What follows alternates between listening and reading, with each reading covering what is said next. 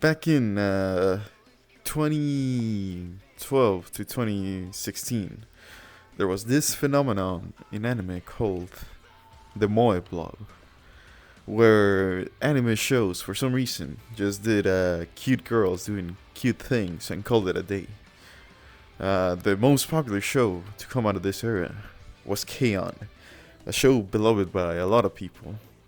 And now we have the modern iteration that is Bocchi the Rock, which in my opinion, it's kind of on K-On!'s level, with just one season. Simply because the animation, simply because they really use the medium of animation to their full advantage. Well, today I shall talk about an anime in that area that I didn't see a lot of people to talk about, but I did see a meme you may recognize, a GIF. This one.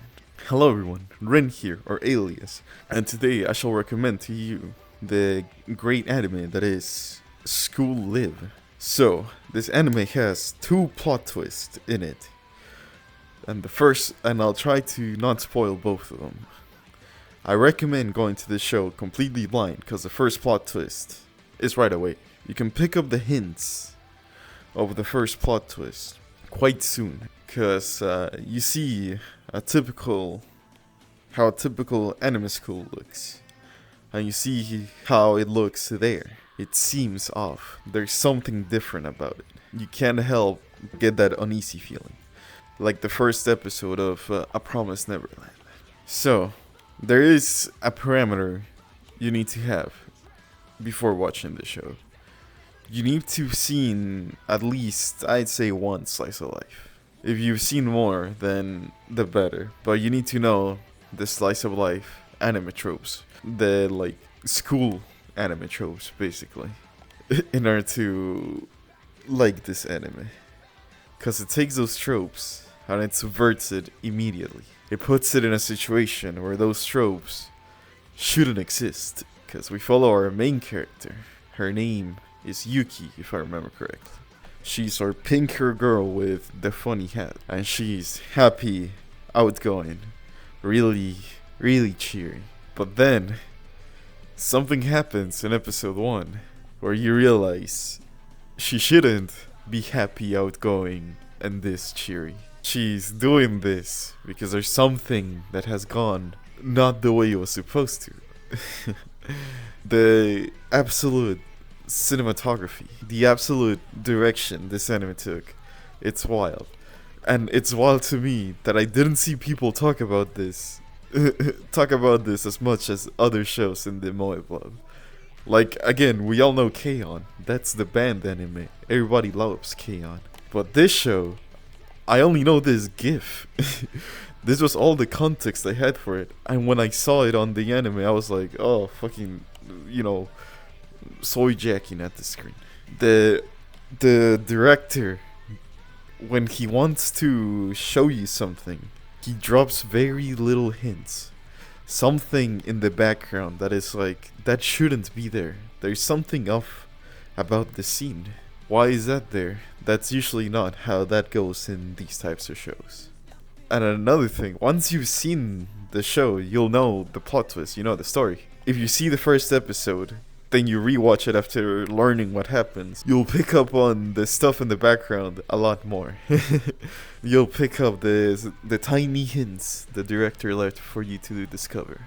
It is insane how good the director was at doing that. Or maybe it was a mangaka, dropping those hints. I haven't read the manga.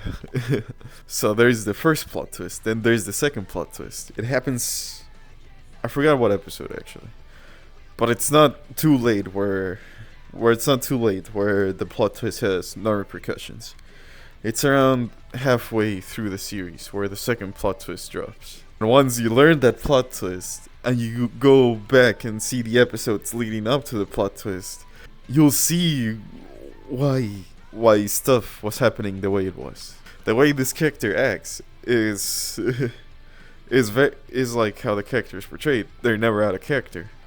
But the way things happen around it, you see the way things happen around it, you see why when the plot twist is revealed. Like, why are they doing this to this character? Then you learn why, and you're like, oh my god, how did I not pick up on this earlier? It seems so obvious in retrospect. You know, I'm gonna use the power of post-cognition and think, yeah, I should have seen that coming. It is absolutely insane. I highly recommend School Lib. I'm still thinking about the first plot twist in episode 1 to this day. How well done it was with all the tiny hints throughout the episode. And then at the end of the first episode, you're like, Jesus, like this is insane.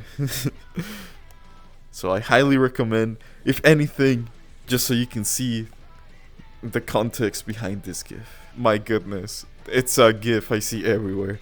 I've seen it replicated with other animes like the Rika finger spin dance, but I've never known the origins. And once I learned it with context, I'm like, oh hell yeah. I finally understand. These videos are gonna be short. Like, this video isn't scripted at all. I'm going on a vacation and I'm pre-recording these videos. Don't worry, I'll be back, cause I like making these videos. Well, this has been all. This has been Ren, or Alias. Bye bye.